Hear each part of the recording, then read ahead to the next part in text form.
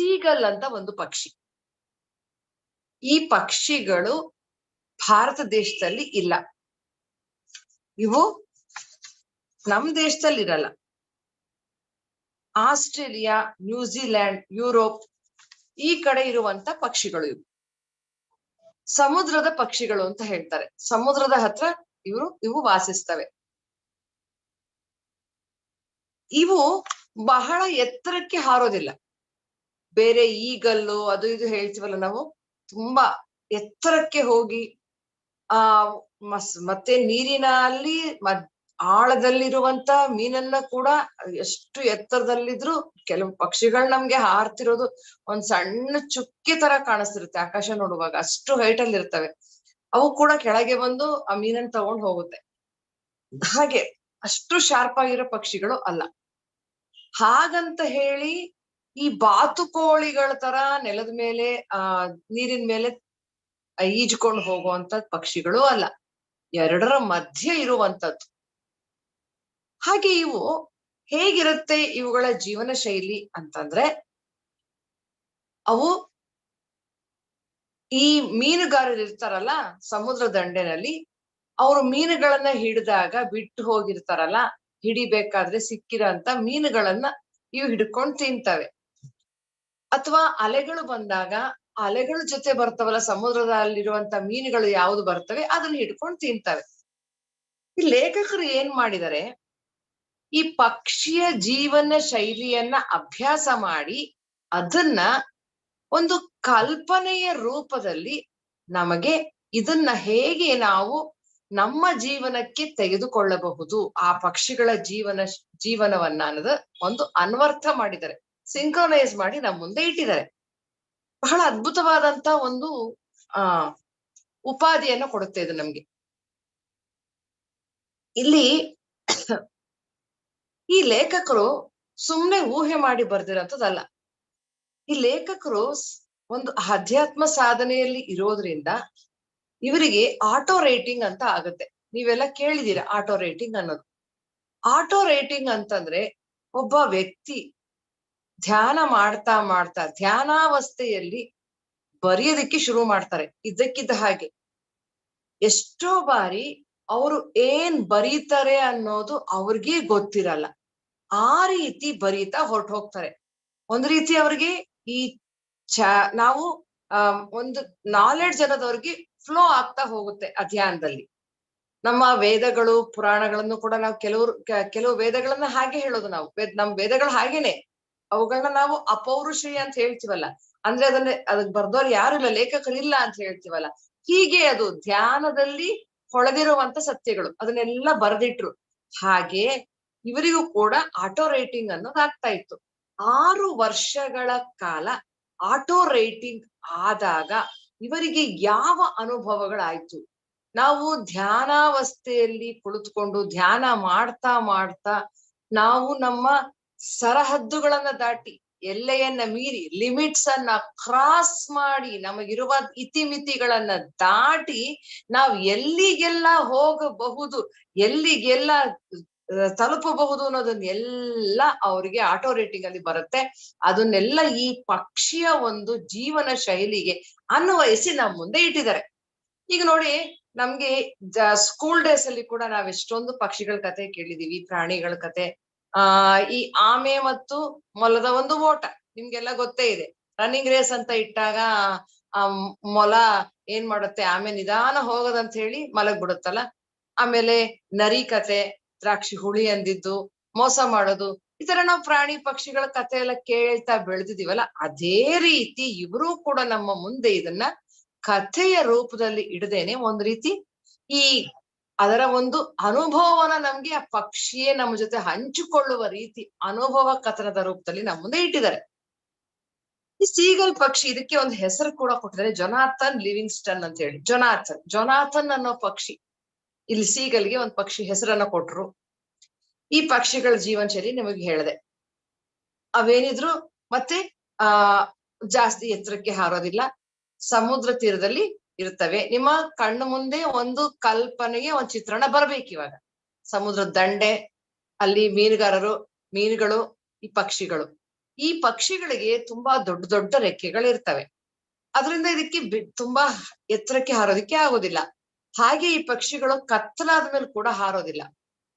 ಕತ್ಲಾದ್ಮೇಲೆ ಹಾಗೆ ಮರಳಿನೊಳಗೆ ಮಲಗ್ಬಿಡ್ತವೆ. ಇದು ಅವುಗಳ ಜೀವನ ಶೈಲಿ.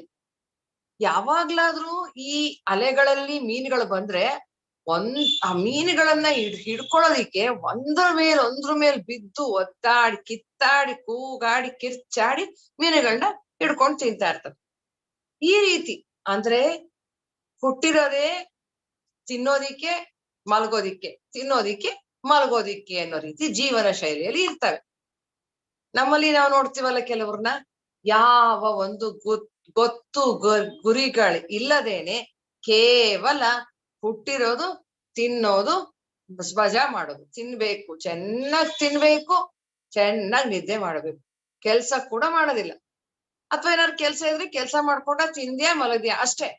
ಇನ್ನು ಅದನ್ನ ಬಿಟ್ಟು ಬೇರೆ ಏನಾದ್ರೂ ಹೆಚ್ಚಿನದು ಯೋಚನೆ ಮಾಡಿ ಏನಾದ್ರೂ ಒಂದು ಚೂರು ಧ್ಯಾನ ಮಾಡಿ ಅಂತಂದ್ರೆ ಕೇಳಿಸ್ಕೊಳೋಕೆ ಆ ಪದಗಳ ಕಿವಿಗ್ ಬೀಳೋದೇ ಬೇಡ ಅನ್ನೋ ತರ ಇರ್ತಾರೆ ಅಲ್ವಾ. ಹಾಗೆ ಈ ಪಕ್ಷಿಯುಗಳ ಜೀವನ ಕೂಡ ಹಾಗೆ ಇತ್ತು. ಅಂತಹ ಒಂದು ಸಮುದಾಯದಲ್ಲಿ ಜೊನಾಥನ್ ಅನ್ನೋ ಒಂದು ಪಕ್ಷಿ ಹುಟ್ಟಿದೆ, ಈ ಸೀಗಲ್ ಪಕ್ಷಿ. ಈ ಜೊನಾಥನ್ಗೆ ಈ ರೀತಿ ಬದುಕೋದಿಕ್ ಇಷ್ಟ ಆಗ್ತಾ ಇಲ್ಲ. ಏನಿದು ಇಷ್ಟೇನಾ ಜೀವನ, ಬರೀ ತಿನ್ನೋದು ಮಲ್ಗೋದು ತಿನ್ನೋದು ಮಲ್ಗೋದು ಇಷ್ಟೇನಾ, ಇದಕ್ಕಿಂತ ಹೆಚ್ಚಿನದು ಏನನ್ನಾದ್ರೂ ಸಾಧಿಸಬೇಕು ಅಂತ ಒಂದು ನಿರ್ಧಾರ ಮಾಡಿ ಏನ್ ಮಾಡತ್ತದು, ಈ ಎಲ್ಲಾ ಪಕ್ಷಿಗಳು ಎಷ್ಟು ಎತ್ತರಕ್ಕೆ ಹಾರ್ತಾ ಇದ್ವು ಅದಕ್ಕಿಂತ ಎತ್ತರಕ್ಕೆ ಹಾರೋದಕ್ಕೆ ಪ್ರಯತ್ನ ಮಾಡಕ್ ಶುರು ಮಾಡತ್ತೆ. ಎಲ್ಲ ಒಂದ್ 70 ಕಿಲೋಮೀಟರ್ಸ್ 70 ಕಿಲೋಮೀಟರ್ ಹಾರ್ತಾ ಇತ್ತಲ್ಲ, ಈಗ ಅದಕ್ಕಿಂತ ಹೆಚ್ಚಾಗಿ ಹಾರೋಣ ಅಂತ ಟ್ರೈ ಮಾಡ್ತಾ ಹೋಗುತ್ತೆ. ಆದ್ರೆ ಟ್ರೈ ಮಾಡಕ್ ಹೋದಾಗ ಏನಾಗುತ್ತೆ, ಅದಕ್ಕೆ ಬಲ ಸಾಕಾಗಲ್ಲ, ಅದ್ರಿರೋ ಬಲ ಅಷ್ಟೇನೆ ಬಿದ್ದೋಗ್ತಾ ಇರುತ್ತೆ. ಆ ಪಕ್ಷಿಗಳಲ್ಲಿ ಏನೊಂದು ನಂಬಿಕೆ ಇರುತ್ತೆ ಅಂದ್ರೆ, ಯಾರೂ ಕೂಡ ಹಾರುವಾಗ ಕೆಳಗೆ ಬೀಳಬಾರ್ದು, ಕೆಳಗೆ ಬಿದ್ರೆ ಅದು ಅವರಿಗೆ ಆಗುವ ದೊಡ್ಡ ಅವಮಾನ, ಬೀಳ್ಬಾರ್ದು ಅನ್ನೋ ಒಂದು ನಂಬಿಕೆ. ಅದಕ್ಕೆ ಏನ್ ಮಾಡ್ತಾರೆ ಎಲ್ಲಾರುನು ಹಾರಕ್ಕೆ ಹೋಗಲ್ಲ. ನಮ್ಮಲ್ಲಿ ಅಷ್ಟೇನೆ ಧ್ಯಾನ ಮಾಡಿದ್ರೆ ಅಯ್ಯಯ್ಯೋ ಧ್ಯಾನ ಮಾಡಿ ಕಣ್ ಮುಚ್ಕೊಂಡ್ ಕೂತ್ರೆ ಏನೇನೋ ಯೋಚನೆಗಳು ಬರುತ್ತಪ್ಪ, ಅದಕ್ಕೆ ನಾವು ಮಾಡೋದಿಲ್ಲ. ಕಣ್ ಮುಚ್ಕೊಂಡ್ ಬಂದ್ರೆ ಯೋಚನೆ ಬಂದ್ರೆ ಬರ್ಲಿ ಬಿಡಿ, ಆಮೇಲೆ ಹೋಗುತ್ತೆ, ನಮ್ಗೂ ಬರ್ತಾ ಇತ್ತು ಮಾಡಿ ಅಂದ್ರುನು ತಯಾರಿರಲ್ಲ, ಸಿದ್ರಿರಲ್ಲ. ಬೇಡ ಬೇಡ ಬೇಡ, ನಾವ್ ಹೆಂಗಿದೀವೋ ಹಾಗೆ ಇರ್ತೀವಿ, ನಮ್ಗೇನು ಹೇಳ್ಬೇಡಿ ನೀವು ಅಂತ ಹೇಳ್ತಾರಲ್ಲ ಹಾಗೆ. ಈ ಏನಾಯ್ತು ಈಗ, ಈ ಯಾವ ಪಕ್ಷಿಗಳು ಅದು ತಮ್ಮ ಲಿಮಿಟ್ಸ್ ಅನ್ನ ಬೌಂಡ್ರಿಗಳನ್ನ ದಾಟೋದಕ್ಕೆ ರೆಡಿನೇ ಇಲ್ಲ.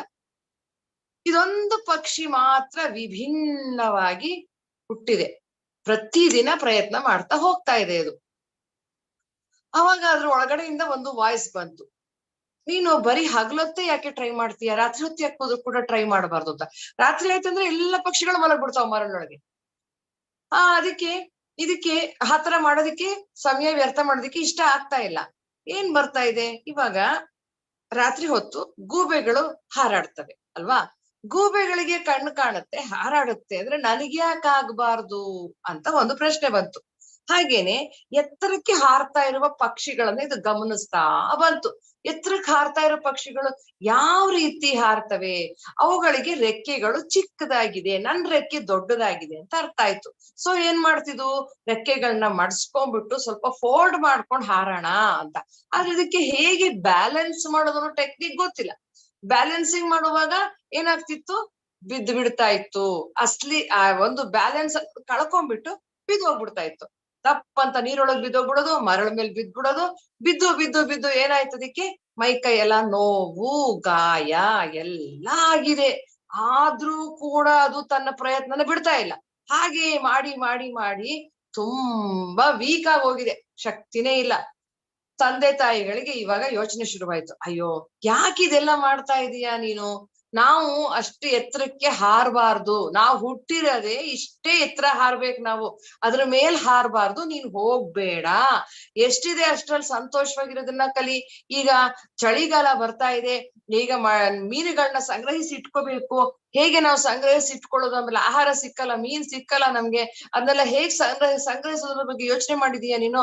ಯಾಕೆ ಈ ತರ ವೇಸ್ಟ್ ಮಾಡ್ತಿದ್ಯಾ ಟೈಮು? ನೀನು ವೀಕ್ ಆಗ್ತಿದ್ಯಾ? ನೀನ್ ಬಿದ್ದು ಬಿದ್ದು ಈ ತರ ಎಲ್ಲ ನೀನ್ ತರಲೆ ಮಾಡೋದ್ರಿಂದ ನಮ್ಗೆ ಸಮಾಜದಲ್ಲಿ ಬದುಕಕ್ ಆಗ್ತಿಲ್ಲ. ಎಲ್ಲಾ ಪಕ್ಷಿಗಳು ನಮ್ಮನ್ನ ನೋಡಿ ನಗುತ್ತಾ ಇವೆ, ಅವಮಾನ ಮಾಡ್ತಾ ಇದೆ, ನೀನ್ ಇದೆಲ್ಲ ಮಾಡ್ಬೇಡ ಅಂತ ಹೇಳ್ತಾರೆ. ಆದ್ರೆ ಜೊನಾಥನ್ಗೆ ಒಳಗಡೆಯಿಂದ ಒಂದು ಗಟ್ಟಿಯಾದ ಧ್ವನಿ ಬರ್ತಾ ಇದೆ, ಇಲ್ಲ ನಾನ್ ಇದನ್ನ ಸಾಧಿಸ್ಲೇಬೇಕು ಅಂತ. ಅದು ಹೇಳತ್ತೆ, ಹಾಗಲ್ಲಪ್ಪ, ಇದನ್ನ ನಾನ್ ಮಾಡೋದ್ರಿಂದ ತಪ್ಪೇನಿದೆ, ಎಷ್ಟು ಚೆನ್ನಾಗಿರುತ್ತೆ ಗೊತ್ತಾ, ಇನ್ನು ಹೈಟ್ ಅಲ್ಲಿ ಹೋಗಿ ಹಾರಿದ್ರೆ ಎಷ್ಟ್ ಚೆನ್ನಾಗಿ ಎಂಜಾಯ್ ಮಾಡ್ಬೋದು, ಯಾಕೆ ನೀವ್ ಅರ್ಥ ಮಾಡ್ಕೋತಿಲ್ಲ ಅಂತ ಹೇಳತ್ತೆ. ಸೊ ಆದ್ರೂ ಇದು ಕೇಳ್ತಾ ಇಲ್ಲಲ್ಲ, ತಂದೆ ತಾಯಿ ಸುಮ್ನಾಗ್ತಾರೆ. ಅವಾಗ ಇದೇನ್ ಮಾಡುತ್ತೆ, ಇನ್ನೂ ಹೈಟ್ ಅಲ್ಲಿ ಹಾರೋದಿಕ್ಕೆ ಹೋಗುತ್ತೆ. 70 ಕಿಲೋಮೀಟರ್ ಹೈಟ್ ಹಾರಕ್ಕಾಗ್ತಾ ಇದ್ದ ಪಕ್ಷಿ ಏನಾಗುತ್ತೆ, ಪ್ರಯತ್ನ ಪಟ್ಟು ಪಟ್ಟು ಪಟ್ಟು 140 ಕಿಲೋಮೀಟರ್ ವರ್ಗೂ ಹಾರ್ಬಿಡುತ್ತೆ ಹೈಟ್. ತುಂಬಾ ಖುಷಿ ಆಗ್ಬಿಡುತ್ತೆ, ಅಬ್ಬಾ ನಾನ್ ಎಷ್ಟು ಹೈಟ್ ಹೋಗ್ಬಿಟ್ಟೆ ಇವತ್ತು ಅಂತ ಸಂತೋಷ ಆಗುತ್ತೆ. ಸರಿ, ಆವಾಗ ಏನಾಯ್ತು, ಈ ಪಕ್ಷಿಗಳ ಒಂದು ಸಂಘ ಇರುತ್ತೆ, ಆ ಸಂಘಕ್ಕೆ ಒಬ್ಬ ನಾಯಕ ಇರ್ತಾನೆ. ಆ ನಾಯಕನಿಂದ ಬುಲಾವ್ ಬರುತ್ತೆ ಇದಕ್ಕೆ, ಜೊನಾಥನ್ಗೆ. ನೀನ್ ಬರ್ಬೇಕಂತೆ, ಮೀಟಿಂಗ್ ಇದೆ ಇವತ್ ರಾತ್ರಿ, ಪಂಚಾಯ್ತಿ ಅಂತೀವಲ್ಲ ಊರ್ ಕಡೆ, ಆ ಪಂಚಾಯ್ತಿ ಸೇರಿಸ್ತಾ ಇದಾರೆ, ನೀನ್ ಬರ್ಬೇಕು ಅಂತ. ಜೊನಾಥನ್ಗೆ ಒಳಗೊಳಗೆ ಬಹಳ ಆನಂದ ಆಗ್ತಾ ಇದೆ, ನನ್ನನ್ನ ಸನ್ಮಾನ ಮಾಡ್ತಾರೆ ಇವತ್ತು, ನನ್ನನ್ನ ನನ್ನ ಪ್ರತಿಭೆಯನ್ನ ಗುರುತಿಸ್ತಾರೆ, ನನ್ನ ಪರಿಶ್ರಮಕ್ಕೆ ಬೆಲೆ ಸಿಗ್ತಾ ಇದೆ ಅಂತ ಬಹಳ ಸಂತೋಷದಿಂದ ಹೋಗುತ್ತೆ. ಅವತ್ ರಾತ್ರಿ ದೊಡ್ಡ ಸಭೆ ನೆರೆದಿದೆ, ಎಲ್ಲಾ ಪಕ್ಷಿಗಳು ಸೇರ್ಕೊಂಡಿದೆ. ಆ ಸಂಘದ ಒಂದು ಮುಖಂಡ ಪಕ್ಷಿ ಇದೆ, ಅದು ಹೇಳತ್ತೆ, ಜೊನಾಥನ್ ನೀನು ತಪ್ಪು ಮಾಡಿದೀಯಾ, ನೀನು ನಮ್ಮ ಸೀಮೆಗಳನ್ನ ದಾಟಿದ್ದೀಯಾ, ಎಲ್ಲೆಗಳನ್ನ ಮೀರಿದ್ದೀಯಾ, ನಮ್ಮ ನಿಯಮಗಳನ್ನ ನೀನು ಮುರಿದಿದ್ದೀಯಾ, ನೀನು ನಮ್ಮ ಸಂಘದಲ್ಲಿ ಇರ್ಲಿಕ್ಕೆ ಅರ್ಹನಲ್ಲ, ನೀನು ತಲೆ ತಗ್ಸಿ ಕ್ಷಮಾಪಣೆ ಕೇಳ್ಬೇಕು ಅಂತ ಹೇಳತ್ತೆ. ನೋಡಿ, ನಾವು ಧ್ಯಾನಿಗಳು ಧ್ಯಾನ ಮಾಡ್ತಿದೀವಿ, ಎಷ್ಟೊಂದು ಅಧ್ಯಾತ್ಮದ ಜ್ಞಾನವನ್ನ ಪಡ್ಕೊಂಡು ಹೇಳಕ್ ಹೋದಾಗ ಏನಂತಾರೆ, ಇಷ್ಟು ವರ್ಷ ಇರ್ಲಿಲ್ಲ ಇವೆಲ್ಲ, ನಿಮ್ ಅಪ್ಪ ಅಮ್ಮ ಮಾಡ್ಲಿಲ್ಲ, ನಿಮ್ ಮನೆಯವ್ರು ಯಾರು ಮಾಡ್ಲಿಲ್ಲ, ಇವಾಗ ನೀನ್ ಯಾತಕ್ ಮಾಡ್ತಿ ಇದನ್ನ, ಇದೆಲ್ಲ ಸರಿ ಇಲ್ಲ, ಮುಂಚೆಯಿಂದ ಹೇಗಿತ್ತೋ ಹಾಗೇ ಇರ್ಬೇಕು ಅಂತ ಹೇಳ್ತಾರೆ. ಸೊ ನಾವು ಅವ್ರ ಮಾತು ಕೇಳಲಿಲ್ಲ, ನಮ್ಗೆ ಅರ್ಥ ಆಗಿರುತ್ತಲ್ಲ, ಇದು ಆತ್ಮಜ್ಞಾನ ಅನ್ನೋದ್ ನಾನ್ ಪಡ್ಕೋಬೇಕು, ಇದು ಮುಖ್ಯ ಅನ್ನೋದು ಅರ್ಥ ಆಗಿರುತ್ತೆ, ನಮ್ ದಾರಿಲಿ ನಾವಿದ್ದಾಗ ಏನ್ ಮಾಡ್ತಾರೆ, ನಮ್ಮನ್ನ ದೂರ ಇಟ್ಬಿಡ್ತಾರೆ. ಅಯ್ಯೋ ಇವ್ರ ಯಾವಾಗ್ಲೂ ಮನೆಗ್ ಬರ್ತಿದ್ದವ್ರು ಬರೋದಿಲ್ಲ, ಫೋನ್ ಮಾಡ್ತಿದ್ದವ್ರು ಫೋನ್ ಮಾಡಲ್ಲ, ಎಲ್ಲಾದ್ರೂ ಹೊರಗಡೆ ಹೋದ್ರೆ ಕೂಡ ನಮ್ಮನ್ನ ಯಾರೋ ಅಸ್ಪೃಶ್ಯರನ್ನಾಗಿ, ಏನೋ ಮಾಡಬಾರದ ಕೆಲಸ ಮಾಡ್ತಾ ಇದೀವಿ ಅನ್ನೋ ರೀತಿ ನೋಡಕ್ ಶುರು ಮಾಡ್ತಾರೆ ಅಲ್ವಾ. ಇಲ್ಲೂ ಅದೇ ಆಯ್ತು, ಈಗೆಲ್ಲ ಜೊನಾಥನ್ನ ಒಬ್ಬ ವಿಲನ್ ತರ ನೋಡಕ್ ಶುರು ಮಾಡುದು, ನೀನು ಕ್ಷಮಾಪಣೆ ಕೇಳ್ಬೇಕು, ತಲೆ ಬಗ್ಗಿಸ್ಬೇಕು ಅಂತ. ಜೊನಾಥನ್ ಹೇಳ್ದ, ನಾನೇನ್ ತಪ್ಪು ಮಾಡಿದೀನಿ ಅಂತ, ನಾನೇನು ತಪ್ಪು ಮಾಡಿಲ್ಲ, ಇನ್ನು ಎತ್ತರಕ್ ಹಾರಿದೀನಿ, ಇನ್ನು ಚೆನ್ನಾಗಿರುತ್ತೆ, ನೀವು ಎಲ್ಲ ಹಾರಿ, ನಿಮಗ್ ನಾನು ಹೇಳ್ಕೊಡ್ತೀನಿ ಟೆಕ್ನಿಕ್ ಏನು ಅಂತ, ಹಾರಿ ಎಷ್ಟ್ ಚೆನ್ನಾಗಿ ಎಂಜಾಯ್ ಮಾಡ್ಬೋದು, ಗಾಳಿಲಿ ಹಾರ್ಕೊಂಡ್ ಹೋಗ್ಬೋದು. ಇಷ್ಟೇ ಅಲ್ಲ ಜೀವನ ಅಂತಂದ್ರೆ, ನೀವು ಬೆಳಗ್ಗೆ ಎದ್ದೇಳ್ತೀರಾ, ಮೀನ್ ಹಿಡಿತೀರಾ, ತಿಂತೀರಾ, ಅವ್ರು ಹೊಡೆದಾಡ್ತೀರಾ, ಮಲಗ್ತೀರಾ, ಇನ್ನೇನ್ ಸಾಧನೆ ಮಾಡ್ತಾ ಇದ್ದೀರಾ, ಏನ್ ಸಿಗುತ್ತಿದ್ರಲ್ಲಿ ಅಂತ ಕೇಳಿದಾಗ, ನೀನ್ ಹಾಗೆಲ್ಲ ಮಾತಾಡ್ಬಾರ್ದು, ದೊಡ್ಡವರಿಗೆ ಎದುರುತ್ತರ ಕೊಡಬಾರ್ದು, ನೀನ್ ತಪ್ಪು ಮಾಡಿದೀಯ ಕ್ಷಮೆ ಕೇಳು, ಇಲ್ಲಾಂದ್ರೆ ನಿನ್ನ ಬಹಿಷ್ಕಾರ ಮಾಡ್ತೀವಿ ಅಂತ ಹೇಳ್ತಾರೆ. ನೋಡಿ, ನಮ್ ಕಡೆನೂ ನಡೆಯುತ್ತಲ್ಲ ಇದೊಂದ್ ರೀತಿ ಬಹಿಷ್ಕಾರ, ಇಲ್ಲ ಅನೌನ್ಸ್ ಮಾಡಿದ್ರು. ನಮ್ ಕಡೆ ಏನಾಗುತ್ತೆ, ಈಗ ಕೆಲವ್ರು ನನಗೆ ಹೇಳ್ತಿರ್ತಾರೆ, ಮೇಡಮ್ ಈ ಮೆಡಿಟೇಷನ್ ಬಂದ್ಮೇಲೆ ಎಷ್ಟೊಂದು ಜನ ಮಾತಾಡ್ಸಲ್ಲ ಮೇಡಮ್, ಫೋನೇ ಮಾಡಲ್ಲ. ನಾ ಹೇಳ್ತೀನಿ, ಬಹಳ ಒಳ್ಳೇದಾಯ್ತು, ಯಾರ್ಯಾರು ನಿಮಗ್ ಬೇಡ ಅಂತ ಅನ್ಸದೆ ಯೂನಿವರ್ಸ್ಗೆ ಗೊತ್ತು, ನಿಮ್ಗೆ ಯಾರನ್ನ ಹತ್ರ ಸೇರಿಸ್ಬೇಕು, ನಿಮ್ಗೆ ಯಾರನ್ನ ದೂರ ಇಡಬೇಕು ಅಂತ, ಅದೇ ಫಿಲ್ಟರ್ ಮಾಡ್ತಾ ಇದೆ, ಯಾಕೆ ಯೋಚನೆ ಮಾಡ್ತೀರಾ ಅಂತ ಹೇಳ್ತೀನಿ ಅಲ್ವಾ. ನಮಗ್ ಬೇಡ ಅನ್ನಿಸ್ತವ್ರು, ನಮ್ಮ ಕಾನ್ಫಿಗರೇಷನ್ ಈಗ ಜಾಸ್ತಿ ಆಗಿರುತ್ತೆ, ಧ್ಯಾನ ಮಾಡಿ ನಮ್ಮ ಎನರ್ಜಿ ಜಾಸ್ತಿ ಆಗಿರುತ್ತೆ, ಕಾನ್ಫಿಗರೇಷನ್ ಬದಲಾಗಿರುತ್ತೆ. ಸೊ ಈಗ ನಾವು ಅಂತಹ ಕಾನ್ಫಿಗರೇಷನ್ ಇರೋರ್ನೇ ಅಟ್ರಾಕ್ಟ್ ಮಾಡ್ತೀವಿ, ನಮ್ಮ ಎನರ್ಜಿ ಇರೋರ್ನ ನೋಡಿ. ಅದಕ್ಕೆ ನಾವೆಲ್ಲಾರು ಹೋದ್ರೆ ಏನ್ ಮಾಡ್ತೀವಿ, ಎಲ್ಲಿ ಹೋದ್ರು ಧ್ಯಾನ ಮಾಡಕ್ ಕೂತ್ಕೊಳ್ತೀವಿ, ಅಥವಾ ಯಾರಾದ್ರೂ ಧ್ಯಾನ ಇದ್ರೆ ಬೇರೆಯವ್ರಿಗೆ ಧ್ಯಾನ ಹೇಳ್ಕೊಡ್ತೀವಿ. ಸೊ ನಮಗೆ ಅಂತಹ ಜನರೇ ಅಟ್ರಾಕ್ಟ್ ಆಗ್ತಾರೆ, ಧ್ಯಾನಿಗಳೇ ಸಿಗ್ತಾ ಹೋಗ್ತಾರೆ, ಪಿರಮಿಡ್ ಮಾಸ್ಟರ್ಸ್, ಬೇರೆ ಬೇರೆ ಧ್ಯಾನಿಗಳು, ಗುರುಗಳು, ಇಂತಹದ್ದೇ ಸಿಗ್ತಾ ಹೋಗ್ತಾರೆ ನಮ್ಗೆ ಅಲ್ವಾ. ಈಗ ಏನಾಯ್ತು, ಈ ಜೊನಾಥನ್ನ ಒಂದು ಕಾನ್ಫಿಗರೇಷನ್ ಜಾಸ್ತಿ ಆಗೋಗಿದೆ, ಬೇರೆ ಪಕ್ಷಿಗಳದು ಇಲ್ಲ. ಇವಾಗ ಬಹಿಷ್ಕಾರ ಹಾಕಿದಾಗ ಜೊನಾಥನ್ ಏನು ಬೇಜಾರ್ ಮಾಡ್ಕೊಳ್ಳಿಲ್ವಂತೆ, ಏನು ಯೋಚನೆ ಮಾಡ್ಲಿಲ್ಲ, ಆಚೆ ಗಟ್ತೀರಾ ನನ್ನ, ಆಚೆ ಗಟ್ಟಿ ಪರವಾಗಿಲ್ಲ, ನೋ ಪ್ರಾಬ್ಲಮ್ ಅಂತ ಅಂದ್ಕೊಂಡು ಹೊರ ಹೊಟ್ಟೋಯ್ತದು. ಅದರ ಸ್ಥಾನವನ್ನ ಬಿಟ್ಟು ಬೇರೆ ಕಡೆಗೆ ಹಾರ್ಕೊಂಡು ಹೊರಟೋಯ್ತು. ಹಾರಿ ಸಮುದ್ರದ ಬೇರೆ ಪ್ರದೇಶದಲ್ಲಿ ತನ್ನ ಪ್ರಾಕ್ಟೀಸ್ ಅನ್ನ ಮುಂದುವರಿಸ್ತಾ ಹೋಯ್ತು. ಹೀಗೆ ತನ್ನ ದಿನ ಮತ್ತೆ ಮತ್ತೆ ಬೇರೆ ಬೇರೆ ರೀತಿಗಳಲ್ಲಿ, ಬೇರೆ ಬೇರೆ ವಿನ್ಯಾಸಗಳು, ಬೇರೆ ಬೇರೆ ಸ್ಟೈಲ್, ಯಾವ ಸ್ಟೈಲ್ ಅಲ್ಲಿ ನೀವು ಆಕಾಶದಲ್ಲಿ ಗಮನಿಸಿ ನೋಡಿರ್ಬೋದು ಫ್ರೆಂಡ್ಸ್. ಕೆಲವು ಪಕ್ಷಿಗಳು ಹೀಗೆ ಹೀಗೆ ಹಾರೋದು, ಹೀಗೆಲ್ಲ ಮಾಡೋದೆಲ್ಲ ನೋಡ್ತಾ ಇರ್ತೀವಿ, ಈ ಅಂತೆಲ್ಲ ಮಾಡೋದೆಲ್ಲ ಗಮನಿಸ್ತಿರ್ತೀವಲ್ಲ. ಹಾಗೆ ಇದು ಬೇರೆ ಬೇರೆ ವಿನ್ಯಾಸಗಳಲ್ಲಿ ಹೇಗೆಲ್ಲ ನಾನು ಹಾರಬಲ್ಲೆ, ಇನ್ನೂ ಎತ್ತರಕ್ಕೆ ಹಾರಬೇಕು ಅಂತ ಇನ್ನೂ ಪ್ರಯತ್ನನ ಮುಂದುವರಿಸ್ತಾ ಹೋಯ್ತು. ಬಹಳಷ್ಟು ವಿನ್ಯಾಸಗಳನ್ನ ಕಲ್ತ್ಕೊಳ್ತು. ಮತ್ತೆ ಮತ್ತೆ ಹೈಟ್ ಆಗಿ ಹಾರಿ ಹಾರಿ ಹಾರಿ ಸುಮಾರು 140 ಇದ್ದಿದ್ದು 500,000 ಕಿಲೋಮೀಟರ್ಗಳಷ್ಟು ಮೇಲಕ್ಕೆ ಹಾರುವಷ್ಟು ಪರಿಣತಿಯನ್ನ ಪಡ್ಕೊಳ್ತು. ಈ ರೀತಿ ಹಾರ್ತಾ ಹಾರ್ತಾ ಹಾರ್ತಾ ಏನಾಯ್ತು, ಹೀಗೆ ಒಂದ್ ರೀತಿ ಹಾರ್ಕೊಂಡು ಅದರ ಆನಂದವನ್ನ ಅನುಭವಿಸ್ತಾ ಇರ್ಬೇಕಾದ್ರೆ ಇನ್ನೆರಡು ಪಕ್ಷಿಗಳು ಬಂದು ಈ ಜೊನಾಥನ್ ಪಕ್ಕದಲ್ಲೇ ಅವು ಕೂಡ ಬೇರೆ ಬೇರೆ ರೀತಿಯ ವಿನ್ಯಾಸಗಳನ್ನ, ಪೊಸಿಷನ್ಸ್, ಡಿಸೈನ್ಸ್, ಒಂದು ಆಟಗಳನ್ನ ಆಡಕ್ ಶುರು ಮಾಡ್ತಾರೆ.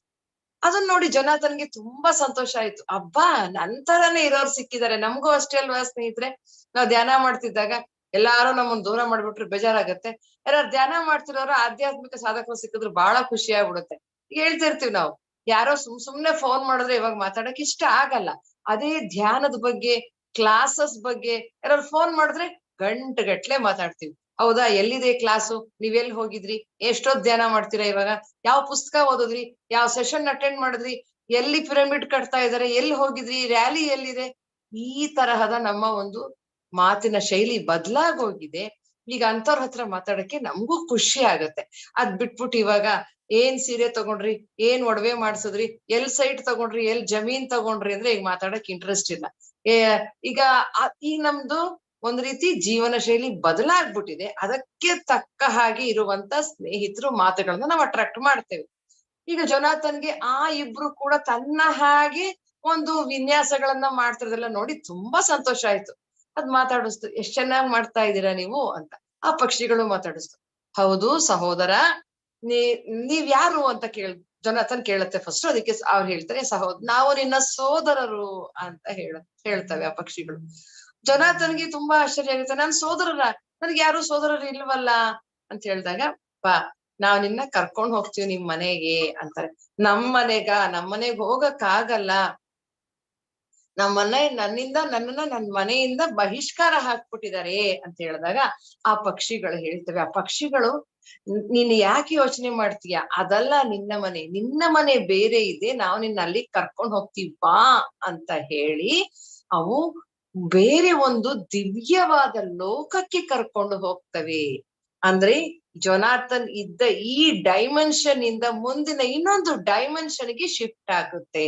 ನಾವು ಅಷ್ಟೇ ಅಲ್ವಾ ಸ್ನೇಹಿತರೆ, ನಾವು ಓದ್ತಾ ಇರ್ತೀವಿ, ಕೇಳ್ತಿರ್ತೀವಿ, ಅರ್ಥ ಏನಿದೆ, ಇದು ಇವಾಗ ಫೋರ್ತ್ ಡೈಮೆನ್ಷನ್ ಇಂದ 5th ಡೈಮೆನ್ಷನ್ಗೆ, 6th ಡೈಮೆನ್ಷನ್ಗೆ, ಬೇರೆ ಬೇರೆ ಡೈಮೆನ್ಷನ್ಗೆ ಚೇಂಜ್ ಆಗ್ತಾ ಇದೆ. ಅದರ ಒಂದು ಪರಿಮಾಣ ಅನ್ನೋದು ಬದಲಾಗ್ತಾ ಇದೆ ಅಂತ ನಾವು ಓದಿದೀವಿ, ಕೇಳಿದೀವಲ್ಲ. ಅದೇ ರೀತಿ ಬೇರೆಯ ಒಂದು ಡೈಮೆನ್ಷನ್ಗೆ ಹೊರಟೋಗ್ತಾನೆ ಜೊನಾಥನ್. ಇಲ್ಲಿ ರಿಚರ್ಡ್ ಬಾಕ್ ಅವರು ಕೂಡ ಈ ರೀತಿಯಾದಂತ ಆಧ್ಯಾತ್ಮದಲ್ಲಿ ಅತ್ಯುನ್ನತವಾದ ಒಂದು ಸಾಧನೆಯನ್ನ ಮಾಡಿರೋರಾಗಿರೋದ್ರಿಂದ ಅವರಿಗೆ ಕೂಡ ಈ ಒಂದು ಭೂಮಿಯ ಬೇರೆ ಡೈಮೆನ್ಷನ್ ನಲ್ಲಿ ಬಹಳಷ್ಟು ಅನುಭವಗಳಾಗಿದೆ ಅವರಿಗೆ. ಆ ಅನುಭವಗಳನ್ನೇ ಇವರು ಪಕ್ಷಿಯ ಜೀವನದಲ್ಲಿ ತೋರಿಸಿ ನಮಗೆ ಹೇಳ್ತಾ ಇದ್ದಾರೆ. ಜೊನಾಥನ್ ದಿವ್ಯವಾದ ಪಕ್ಷಿಗಳ ಜೊತೆ ಬೇರೆ ಲೋಕಕ್ಕೆ ಹೋದಾಗ ಅಲ್ಲಿ ಯಾರು ಕಾಣಿಸಲ್ಲ. ಏನಪ್ಪಾ ಇವ್ರಿಬ್ರು ಇದಾರಲ್ಲ ಅಂತ ಅಂದ್ಕೊಂಡ ಮೇಲೆ ನಿಧಾನಕ್ಕೆ ಒಬ್ರೊಬ್ರಿಗೆ ಒಂದೊಂದೇ ಸೀಗಲ್ ಪಕ್ಷಿಗಳು ಕಾಣಿಸ್ತವೆ. ಅಂದ್ರೆ ನಾವು ಬೇರೆ ಲೋಕಕ್ಕೆ ಹೋದ್ರೆ ಅಲ್ಲಿ ನಮಗೆ ಬೇರೆ ಬೇರೆ ಆತ್ಮಗಳ ಭೇಟಿ ಆಗುತ್ತಲ್ಲ. ಈಗ ನಾವು ಫಾರ್ ಎಕ್ಸಾಂಪಲ್ ಧ್ಯಾನದಲ್ಲಿ ಕೂತಾಗ ಬೇರೆ ಬೇರೆ ಪ್ಲೇನ್ಸಿಗೆ ಹೋಗ್ತೇವೆ, ಹೇಳ್ತಿರ್ತಾರಲ್ವಾ, ಆಸ್ಟ್ರಲ್ ಪ್ಲೇನ್ ಅಂತ ಹೇಳಿ, ಎಥರಿಕ್ ಬಾಡೀಸ್ ಅಂತ ಹೇಳಿ, ಮೆಂಟಲ್ ಪ್ಲೇನ್ ಅಂತ ಹೇಳಿ ಹೋಗ್ತೀವಿ, ನೋಡ್ತೀವಲ್ಲ. ಅಲ್ಲಿರುವಂತ ಬೇರೆ ಬೇರೆ ಒಂದು ಸೋಲ್ಸ್ ಅನ್ನೆಲ್ಲ ಮೀಟ್ ಮಾಡೋದು, ಆಸ್ಟ್ರಲ್ ಟ್ರಾವೆಲ್ ಆಯ್ತು, ಆಸ್ಟ್ರಲ್ ಮೀಟಿಂಗ್ ಆಯ್ತು, ಅವ್ರನ್ನ ಭೇಟಿ ಏನೋ ಒಂದು ಅನುಭವಗಳಾಗ್ತಾವಲ್ಲ. ಅದೇ ರೀತಿ ಜೊನಾಥನ್ಗೆ ಕೂಡ ಅಲ್ಲಿ ಬೇರೆ ಬೇರೆ ಒಂದು ವ್ಯಕ್ತಿಗಳ ಪಕ್ಷಿಗಳ ಒಂದು ಭೇಟಿಯಾಗುತ್ತೆ. ಅವರೆಲ್ಲ ತುಂಬಾ ಚೆನ್ನಾಗಿ ಹಾಯಾಗಿ ಆಟ ಆಡ್ಕೊಂಡಿರ್ತಾರೆ. ಜೊನಾಥನ್ಗೆ ಆ ಒಂದು ಆ ಬೇರೆ ಆ ಲೋಕಕ್ಕೆ ಹೋದ ತಕ್ಷಣ ಅದಕ್ಕೆ ಆಗಿರುವಂತ ಆಯಾಸ ಎಲ್ಲ ಹೊರಟು ಹೋಗುತ್ತೆ. ಬಾಡಿ ಎಲ್ಲ ಫುಲ್ ಲೈಟ್ ಆಗಿ ಹೋಗುತ್ತೆ, ಫುಲ್ ಚಾರ್ಜ್ ಆದಂಗ ಆಗೋಗ್ತಾನೆ. ನೋಡಿ, ನಾವು ಅಷ್ಟೇ ಧ್ಯಾನ ಮಾಡಿದಾಗ ಸರಿಯಾದ ಧ್ಯಾನ ಆಗ್ಬಿಟ್ರೆ ಅವಾಗ ಹೇಳ್ತೀವಿ ಏನೋ ಬಾಡಿ ಎಲ್ಲ ಫುಲ್ ಲೈಟ್ ಆಗೋಯ್ತು, ಅಷ್ಟು ಬಾಡಿ ಪೇನ್ಸ್ ಇತ್ತು, ಎಲ್ಲ ಕ್ಲಿಯರ್ ಆಗೋಯ್ತು ಅಂತೀವಲ್ಲ. ಅಂದ್ರೆ ಅವಾಗ ಏನಾಗಿರುತ್ತೆ, ಎನರ್ಜಿ ಫ್ಲೋ ಆಗಿರುತ್ತಲ್ಲ. ಆ ಎನರ್ಜಿ ಫ್ಲೋ ಆದ ಹಾಗೆ ಇಲ್ಲೂ ಅಷ್ಟೇ ಜೊನಾಥನ್ಗೆ ಚೆನ್ನಾಗಿ ಎನರ್ಜಿ ಸಿಗ್ತಾ ಇದೆ. ಎನರ್ಜಿ ಸಿಕ್ಕಿ ಏನಾಯ್ತು, ಅದರ ಒಂದು ದೇಹದಲ್ಲಿ ಬದಲಾವಣೆಯನ್ನ ಅದು ನೋಡ್ತು. ಹಾಗೆಯೇ ಅಲ್ಲಿ ಹೋದಾಗ ಅವ್ರು ಕೇಳ್ತಾರೆ ಸ್ನೇಹಿತರು, ನಿನಗೆ ಇನ್ನೂ ವಿನ್ಯಾಸಗಳನ್ನ ಕಲಿಯೋದಿಕ್ಕೆ ಇಂಟ್ರೆಸ್ಟ್ ಇದೆಯಾ ಅಂತ. ಹೌದು, ನನಗೆ ಹೇಳ್ಕೊಡಿ ಅಂದಾಗ ಒಬ್ಬ ಸೀನಿಯರ್ ಮಾಸ್ಟರ್ ಅಲ್ಲಿ ಪರಿಚಯ ಆಗ್ತಾರೆ. ಸೀಗಲ್ ಪಕ್ಷಿ ಪರಿಚಯ ಆಗಿ ಅವರು ಇನ್ನೂ ಹೆಚ್ಚು ಹೆಚ್ಚು ವಿನ್ಯಾಸಗಳು, ಏನೇನೋ ಇನ್ನೂ ಅದ್ಭುತವಾದಂತ ವಿನ್ಯಾಸಗಳನ್ನೆಲ್ಲ ಮಾಡ್ತಿರ್ತಾರೆ. ಅದು ಏನ್ ವ್ಯತ್ಯಾಸ ಅಂದ್ರೆ, ಜೊನಾಥನ್ ತುಂಬಾ ಕಷ್ಟಪಟ್ಟು ಮಾಡ್ತಾ ಇದ್ದಂತ ವಿನ್ಯಾಸಗಳನ್ನ ಆ ಪಕ್ಷಿಗಳು ಬಹಳ ಸುಲಭವಾಗಿ ಮಾಡ್ತಾ ಇರ್ತಾರೆ. ಇದು ಡಿಫ್ರೆನ್ಸ್. ನಾವಿಲ್ಲೆಲ್ಲ ಎಷ್ಟು ಕಷ್ಟಪಟ್ಟು ಸಾಧನೆ ಮಾಡ್ತಿರ್ತೀವಿ, ಬೇರೆ ಲೋಕಗಳಿಗೆ ಹೋದಾಗ ನಾವು ಇನ್ನು ಸುಲಭವಾಗಿ ಮಾಡ್ತೇವೆ ಅಂತ. ಹಾಗಾದ್ರೆ ಅಲ್ಲೋದ್ಮೇಲೆ ಮಾಡೋಣ ಬಿಡು, ಇವಾಗ ಯಾಕೆ ಅಂತ ಅನ್ನೋ ಹಾಗಿಲ್ಲ. ಇಲ್ಲಿ ಮಾಡಿದ್ರೆ ಅದು ಕ್ವಾಲಿಫಿಕೇಶನ್, ಇಲ್ಲಿ ಮಾಡಿದ್ರೆ ಅಲ್ಲಿಗೆ ಹೋಗಕ್ ಸಾಧ್ಯ ಅಲ್ವಾ. ಪ್ರೈಮರಿ ಕ್ಲಾಸ್ ಮುಗಿಸಿದ್ರೆ ಮಿಡಲ್ ಸ್ಕೂಲ್ ಹೈಸ್ಕೂಲ್ ಹೋಗಕ್ ಸಾಧ್ಯ, ಒಂದೇ ಸಾರಿ ಹೈಸ್ಕೂಲ್ ಕಾಲೇಜ್ ಹೋಗಕ್ ಆಗೋದಿಲ್ವಲ್ಲ. ಅದೇ ರೀತಿ ಇಲ್ಲಿ ನಾವು ಮೊದಲು ಸಾಧನೆ ಮಾಡ್ಬೇಕು. ಆ ರೀತಿ ಈಗ ಏನಾಯ್ತು, ಒಬ್ಬ ಗುರುಗಳ ಪರಿಚಯ ಆಯ್ತು ಅಲ್ಲಿ. ಆ ಗುರುಗಳು ಇನ್ನೂ ಹೆಚ್ಚಿನ ಸಾಧನೆಯನ್ನ ಹೇಳ್ಕೊಡ್ತಾ ಬಂದ್ರು ಜೊನಾಥನ್ಗೆ. ಸರಿ, ಜೊನಾಥನ್ ತನ್ನ ಇಬ್ರು ಸ್ನೇಹಿತರ ಜೊತೆ ಚೆನ್ನಾಗಿ ಇನ್ನೂ ಹೆಚ್ಚು ಎತ್ತರಕ್ಕೆ ಹೇಗೆ ಹಾರೋದು, ಹಾಗೆ ಇನ್ನು ಬೇರೆ ಬೇರೆ ಪ್ರದೇಶಗಳಿಗೆ ಹೇಗೆ ಹೋಗೋದು, ಮನಸ್ನಲ್ಲಿ ಅಂದ್ಕೊಂಡ ತಕ್ಷಣ ಅಲ್ಲಿ ಹೋಗಿ ಇದ್ಬಿಡೋ ಅಂತದ್ದು. ಈಗ ನಾವ್ ಹೇಳ್ತೀವಿ ಮನೋವೇಗ ಅಂತ ಹೇಳ್ತೀವಿ. ಈಗ ಫಾರ್ ಎಕ್ಸಾಂಪಲ್, ಈಗ ನಾನು ಇಲ್ಲಿ ಕುತ್ಕೊಂಡ್ ಮಾತಾಡ್ತಾ ಇವಾಗ ಅಮೆರಿಕಾದಲ್ಲಿ ಅಂದ ತಕ್ಷಣ ನಮ್ ಮನ್ಸಲ್ಲಿ ಅಮೆರಿಕ ಹೊರ್ಟೋಗಿರುತ್ತೆ. ನಾವ್ ಅಮೆರಿಕನ್ ಹುಟ್ಟದಾಗಿಂದ ಹೋಗೇ ಇಲ್ಲ, ನೋಡೇ ಇಲ್ಲ.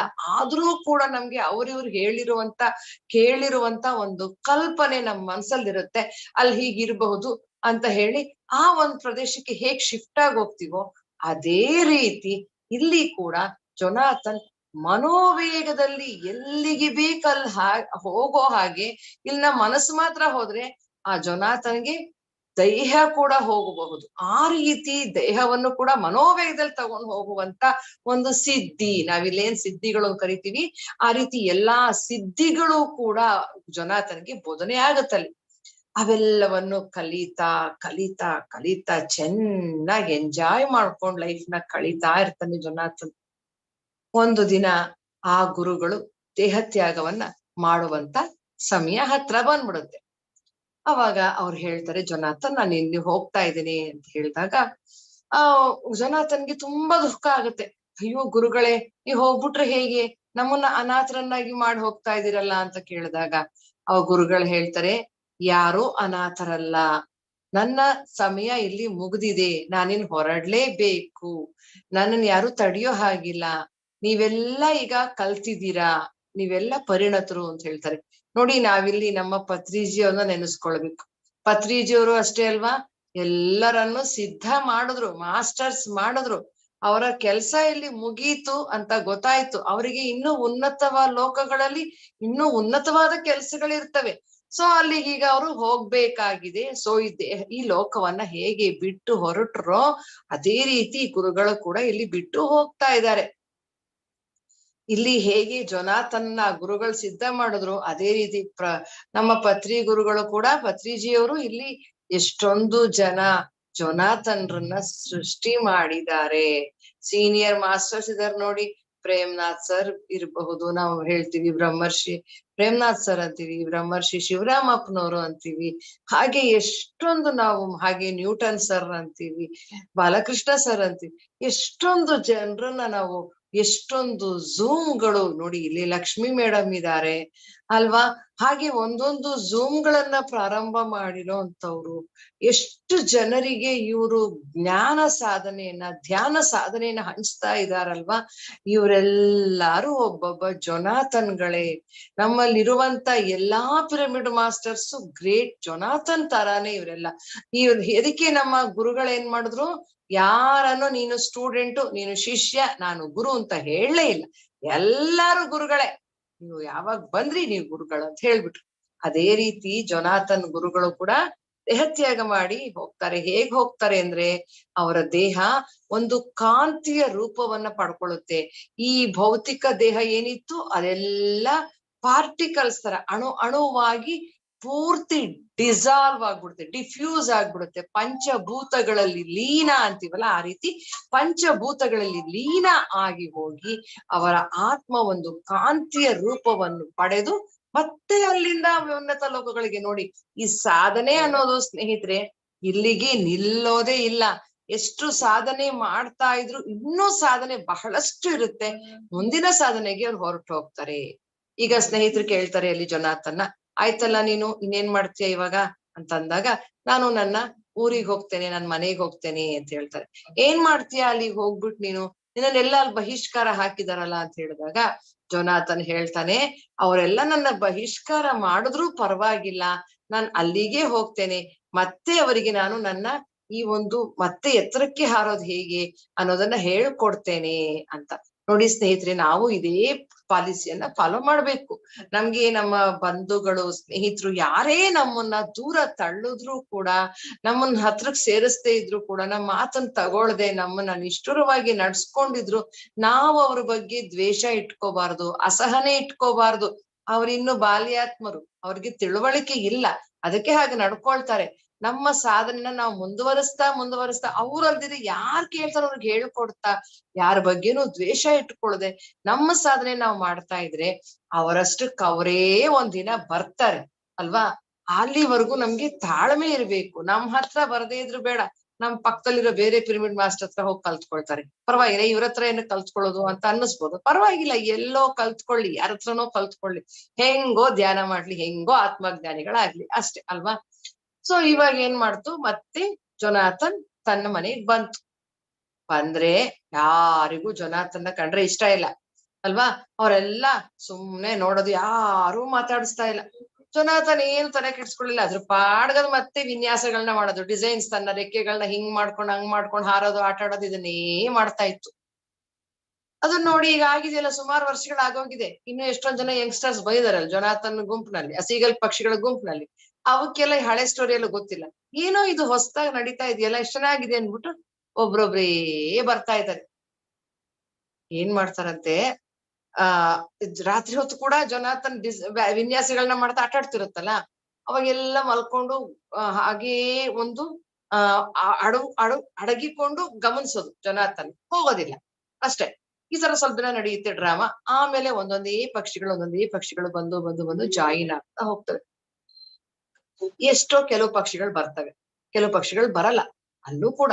ಸೊ ಯಾರೆಲ್ಲ ಬರ್ತಾರೆ ಅವರಿಗೆಲ್ಲ ಜೊನಾಥನ್ ಕೇಳ್ತಾನೆ, ನಿಮ್ಗೆ ಈ ರೀತಿ ವಿನ್ಯಾಸಗಳನ್ನ ಮಾಡೋದು ಇಷ್ಟ ಆಗತ್ತಾ, ಇವೆಲ್ಲ ಮೇಲಕ್ಕೆ ಹಾರೋದಿಕ್ ಇಷ್ಟ ಆಗತ್ತಾ ಅಂದಾಗ, ಹೌದು ನಮಗೆ ಹೇಳ್ಕೊಡಿ ಅಂತಂದಾಗ ಜೊನಾಥನ್ ಅವರಿಗೆಲ್ಲ ಒಂದು ಗ್ರೂಪ್ ಮಾಡಿ ಅವರಿಗೆಲ್ಲ ಕ್ಲಾಸ್ ಮಾಡಿ ಅವ್ರಿಗೆಲ್ಲ ಹೇಳ್ಕೊಡೋದು, ಟ್ರೈನಿಂಗ್ ಕೊಡೋದೆಲ್ಲ ಮಾಡ್ತಿರ್ತಾನೆ. ಈ ರೀತಿ ಸಾಧನೆ ಮಾಡಿ ಅತ್ಯುನ್ನತವಾದ ಸಾಧನೆಗಳನ್ನು ಕೂಡ ಕಲ್ತು ಬಿಡ್ತಾನೆ. ಹೇಗೆ ಅಂತಂದ್ರೆ ದ್ವಿಜ ಅಂತ ನಾವು ಒಂದು ಸಾಧನೆಯಲ್ಲಿ ಒಂದು ಬರುತ್ತೆ, ಒಂದು ಹಂತ ಬರುತ್ತೆ. ದ್ವಿಜ ಅಂತಂದ್ರೆ ಇಬ್ಬರಾಗೋದು, ಎರಡು. ಈಗ ನಾವು ಇದು ಒಂದು ಪುಸ್ತಕದಲ್ಲಿ ಓದಿದ್ದೇವೆ ನೋಡಿ, ಅಲ್ಲಿ ಇವ್ರದ್ದು ಬರುತ್ತೆ. ಅವರು ಕಾಶಿನಲ್ಲಿ ಇದ್ದಾಗ, ಗುರುಗಳು ಕಾಶಿನಲ್ಲೂ ಇದ್ರು ಇಲ್ಲೂ ಇದ್ರು ಅಂತ ಅಂದ್ಬಿಟ್ಟು ಒಬ್ಬ ಯೋಗಿ ಆತ್ಮಕಥೆಯಲ್ಲಿ ಅವ್ರು ಹೇಳ್ತಾರೆ. ನಾನು ಇಲ್ಲೂ ಗುರುಗಳನ್ನ ಮಾತಾಡ್ಸಿದ್ದೆ, ಬೆಳಿಗ್ಗೆ ಅಲ್ಲಿ ಹೊಡೆದ್ರೆ ಕಾಶಿನಲ್ಲಿ ಅಲ್ಲೂ ಕೂಡ ಇದ್ರು ಅಂತ ಅಂದ್ರೆ ಎರಡು ಸ್ಥಳಗಳಲ್ಲಿ ಒಂದೇ ಬಾರಿ ಇರುವಂತ ಒಂದು ಹಂತ ದ್ವಿಜ ಆಗೋದು, ಇಬ್ರಾಗೋದು ಅಂತ. ಆ ಒಂದು ಹಂತಗಳನ್ನು ಕೂಡ ಇಲ್ಲಿ ಪಕ್ಷಿಗಳು ಕಲ್ತು ಬಿಡ್ತವೆ. ದ್ವಿಜ ಅಷ್ಟೇ ಅಲ್ಲ, ಬಹಳಷ್ಟು ರೂಪಗಳನ್ನ ನಾವು ಶಂಕರಾಚಾರ್ಯರ ಒಂದು ಕಥೆಯಲ್ಲಿ ಕೇಳ್ತೇವೆ. ಶಂಕರಾಚಾರ್ಯರು ವಿದ್ಯಾರ್ಜನೆ ಅಂತ ನಡ್ಕೊಂಡು ಹೋಗ್ತಿದಾಗ ಒಬ್ಬ ಗುರುಗಳ ಭೇಟಿ ಆಗ್ತಾರೆ. ಆ ಗುರುಗಳವರಿಗೆ ಕೆಳಗಡೆ ಬಿದ್ದಿರೋ ಎಲೆಗಳನ್ನ ನೋಡು ಅಂತ ಹೇಳ್ತಾರೆ. ನೋಡಿದಾಗ ಪ್ರತಿಯೊಂದು ಎಲೆಯಲ್ಲೂ ಆ ಗುರುಗಳ ಪ್ರತಿಬಿಂಬ ಕಾಣಿಸುತ್ತೆ. ಆ ರೀತಿ ಮಲ್ಟಿಪಲ್ ಫೋಲ್ಡ್ಸ್ ಅಷ್ಟೊಂದು ಎಲೆಗಳಲ್ಲಿ ಇವ್ರು ನೋಡಿದಾಗ ಅಷ್ಟು ರೂಪಗಳನ್ನ ತಳಿಬಹುದು ನಾವು ಕೂಡ ಸಾಧನೆ ಮಾಡಿದಾಗ ಅಷ್ಟೇ. ಅದನ್ನ ನೋಡ್ತಾರೆ. ಹಾಗೇನೆ ನಾವು ಸಾಯಿಬಾಬಾ ಅವ್ರ ಕಥೆಯಲ್ಲಿ ಕೇಳಿದ್ದೇವೆ.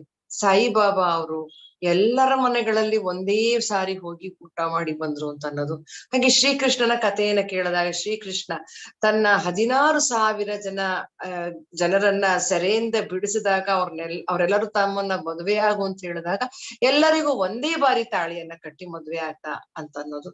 ಹಾಗೆ ಒಂದು ಸಾರಿ ನಾರದ್ರು ಬಂದು ನೋಡ್ತಾರೆ, ಏನು ಕೃಷ್ಣ ಹೆಂಗ್ ಸಂಸಾರ ಮಾಡ್ತಾನೆ ನೋಡ್ಬೇಕು ಅಂತ ಬಂದ್ರೆ ಅವ್ ಕೇಳ್ತಾರ ಗೋಪಿಕೆಯರ್ನ, ಏನು ನಿನ್ ಜೊತೆ ಇದಾನ ಅಂತ ಕೇಳಿದಾಗ ಎಲ್ಲಾ ಒಂದು 16,000 ಜನ ಅವ್ರೆಲ್ರು ಹೇಳ್ತಾರಂತೆ ನನ್ ಮನೇಲೇ ಇದ್ದಾನೆ ಕೃಷ್ಣ, ನನ್ ಮನೇಲಿ ಇದ್ದಾನೆ. ಹಾಗೆ ಎಲ್ಲರ ಮನೆಗಳಲ್ಲೂ ಏಕಕಾಲದಲ್ಲಿ ಇರುವಂತ ಒಂದು ಸ್ಥಿತಿ.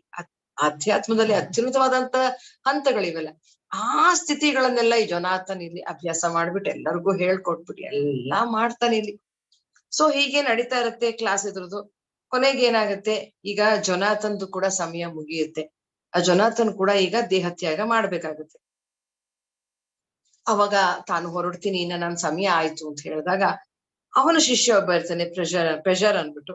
ಅವನ್ ಹೇಳ್ತಾನೆ, ಅಯ್ಯೋ ಇವಾಗ ನಾನೇನ್ ಮಾಡುದು, ನೀವ್ ಹೊರಟ್ಬಿಟ್ರೆ ಅಂದಾಗ, ನೀನು ನಾನ್ ಮಾಡ್ತಿರೋ ಕೆಲ್ಸನೇ ಮಾಡು. ನೀನು ಮತ್ತೆ ಬೇರೆ ಪಕ್ಷಿಗಳಿಗೆ ನೀನು ಈ ವಿನ್ಯಾಸಗಳನ್ನ ಕಲ್ಸ್ಕೊಡು. ಇವಾಗ ಏನಾಗುತ್ತೆ, ಆ ವಿನ್ಯಾಸಗಳನ್ನ ಕಲ್ತಿರೋದ್ರಿಂದ ಅವರು ಮೀನುಗಳಿಗೋಸ್ಕರ ಆಹಾರಕ್ಕೋಸ್ಕರ ಹೊಡೆದಾಡ್ತಾ ಇಲ್ಲ ಅವರುಗಳು. ಈಗ ಅವ್ರಿಗೆ ಯಾವಾಗ ಸಮುದ್ರದ ಆಳದಲ್ಲಿ ಜಂಪ್ ಮಾಡಿ ಅಲ್ಲಿರುವ ಪಕ್ಷಿಗಳನ್ನು ಮೀನುಗಳನ್ನು ಕೂಡ ಹಿಡಿದು ತಿನ್ನುವ ಒಂದು ಸಾಮರ್ಥ್ಯ ಕಳಿಸ್ಕೊಂಡಿದ್ದಾರೆ.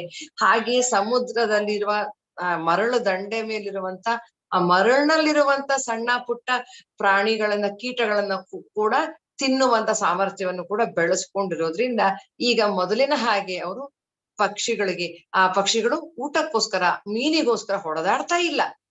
ಆ ರೀತಿ ಒಂದು ಸುಖಕರವಾದ ಜೀವನ ಎಂಜಾಯ್ ಮಾಡ್ತಾ ಇದ್ದಾರೆ. ಇನ್ನೂ ಎತ್ತರಕ್ಕೆ ಹಾರ್ಕೊಂಡು ಹಾಯಾಗಿ ನಗನಗುತ್ತಾ ಎಂಜಾಯ್ ಮಾಡ್ತಾ ಇದ್ದಾರೆ.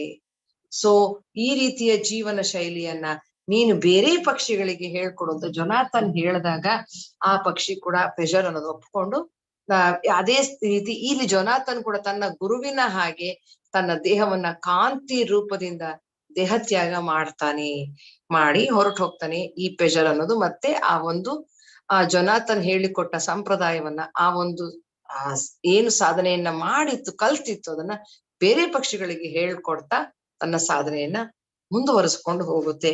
ಈ ರೀತಿ ಈ ಜೊನಾಥನ್ ಲಿವಿಂಗ್ಸ್ಟನ್ ಸೀಗಲ್ ಅನ್ನೋ ಈ ಪುಸ್ತಕದ ರೂಪದಲ್ಲಿ ನಮಗೆ ಅತ್ಯದ್ಭುತವಾದ ಸಂದೇಶವನ್ನ ಈ ರಿಚರ್ಡ್ ಬಾಕ್ ಅವ್ರು ನಮಗ್ ಕೊಟ್ಟಿದ್ದಾರೆ ಸ್ನೇಹಿತರೆ. ನಾವ್ ಇದನ್ನ ಮರಿಬಾರ್ದು. ನಾವೆಲ್ಲ ಪಿರಮಿಡ್ ಮಾಸ್ಟರ್ಸ್ ಆಗಿ ನಾವ್ ಈ ಸಾಧನೆಯ ಹಾದಿಯಲ್ಲಿರುವಾಗ ಬಹಳಷ್ಟು ಎಡರು ತೊಡರುಗಳನ್ನ ನಾವು ಫೇಸ್ ಮಾಡ್ತೀವಿ ನೋಡಿ. ಧ್ಯಾನ ಕುತ್ಕೊಂಡಾಗ್ಲೇ ಫೋನ್ ಕಾಲ್ಸ್ ಬರುತ್ತೆ, ಮನೆಗೆ ಯಾರೋ ಬರ್ತಾರೆ, ಕಾಲಿಂಗ್ ಬೆಲ್ ಮಾಡ್ತಾರೆ, ಜ್ಞಾಪಕ ಬರುತ್ತೆ ಕುಕ್ಕರ್ ಇಟ್ಟಿಲ್ಲ ಅಂತ, ಮಕ್ಳು ಬಂದು ಎಬ್ಬಿಸ್ತವೆ, ಗಲಾಟಿ ಮಾಡ್ತವೆ, ಪಕ್ಕದ ಮನೇಲಿ ಯಾರೋ ಕೂಗ್ತಾರೆ, ಅಥವಾ ನಮ್ಗ್ ಕೂತ್ಕೊಳಕ್ಕೆ ಆಗಲ್ಲ, ಬಾಡಿ ಪೇನ್ಸ್ ಎಲ್ಲ ಬರುತ್ತೆ, ತುಂಬಾ ಹಿಂಸೆ ಆಗ್ತಿರುತ್ತೆ. ಏನೆಲ್ಲಾ ಆದ್ರೂನು ಕೂಡ ನಾವು ನಮ್ಮ ಸಾಧನೆಯನ್ನ ಬಿಡಬಾರದು. ಇವೆಲ್ಲ ಅಡ್ಡಿ ಆತಂಕಗಳು ಎಲ್ಲರಿಗೂ ಸಹಜ. ಆದ್ರಿಂದ ಈ ಅಡ್ಡಿ ಆತಂಕಗಳನ್ನ ನಾವು ಮೀರಿದ್ರೇನೆ, ಗೆದ್ರೇನೆ ನಮ್ಗೆ ಮುಂದಿನ ಒಂದು ಸುಖಕರವಾದಂತ ಸ್ಥಿತಿಗೆ ಹೋಗ್ಲಿಕ್ಕೆ ಸಾಧ್ಯ ಆಗೋದು. ಸುಖಕರವಾದ ಅಂದ್ರೆ ಎಂಜಾಯ್ ಮಾಡೋದು ನೋಡಿ. ತುಂಬಾ ಕಷ್ಟಪಟ್ಟು ಸಾಧನೆ ಮಾಡಿದ ಮೇಲೆ ಸಿಗುವಂತ ಆ ಫಲವನ್ನ ಅನುಭವಿಸೋದಿದೆಯಲ್ಲ, ಬಹಳ ಅದ್ಭುತವಾಗಿರುತ್ತೆ. ಅದ್ರ ಮುಂದೆ ಆ ಸಂತೋಷದ ಮುಂದೆ ಯಾವ್ದು ಇರೋದಿಲ್ಲ ಸ್ನೇಹಿತರೆ. ಆ ರೀತಿಯಾದಂತ ಅತ್ಯದ್ಭುತವಾದ ಸಂತೋಷ ಬೇಕು ಅಂತಂದ್ರೆ ನಾವೇನ್ ಮಾಡ್ಬೇಕು, ನಮ್ಮಲ್ಲಿ ತಾಳ್ಮೆ ಇರ್ಬೇಕು, ಬಹಳಷ್ಟು ತಾಳ್ಮೆ ಇರ್ಬೇಕು. ಸಾಧನೆ ಸಿದ್ಧಿ ಆಗೋವರೆಗೂ ಕೆಲವರಿಗೆ ನೋಡಿ, ಕೆಲವು ದಿನಗಳಲ್ಲೇ ಸಿಕ್ಕಿಬಿಡುತ್ತೆ. ಅಯ್ಯೋ ಅವ್ರು ಬಂದು ಧ್ಯಾನಕ್ಕೆ ಬಂದ್ಬಿಟ್ಟು ಒಂದೇ ತಿಂಗಳು ಅವ್ರಿಗೆ ಥರ್ಡ್ ಐ ಓಪನ್ ಆಗೋಯ್ತು, ಎಲ್ಲಾ ಕಾಯಿಲೆಗಳು ವಾಸಿ ಆಗೋಯ್ತು, ನಾನು 1 ವರ್ಷದಿಂದ ಮಾಡ್ತಿದ್ದೀನಿ, 10 ವರ್ಷದಿಂದ ಮಾಡ್ತಿದ್ದೀನಿ, ಏನೂ ಆಗಿಲ್ಲ ಅಂತ ಅಂದ್ಕೋಬಾರ್ದು. ಹೋಲಿಸ್ಕೊಳ್ಬಾರ್ದು. ನಾವ್ ಇನ್ನೊಬ್ರಿಗೆ ಯಾವುದೇ ಪಿರಮಿಡ್ ಮಾಸ್ಟರ್ಸ್ಗೂ ನಾವು ಹೋಲಿಸ್ಕೋಬಾರ್ದು. ಯಾಕಂದ್ರೆ ನಾವೆಲ್ಲಾರು ಯೂನಿಕ್. ನಮ್ಗೆ ಏನ್ ಹೇಳಿದ್ರು ಪತ್ರಿಜಿಯವರು, ಒಬ್ರೊಬ್ರು ಒಂದೊಂದ್ ಪಿರಮಿಡ್ ಮಾಸ್ಟರ್ ಅಂತ ಕರೆದ್ರು.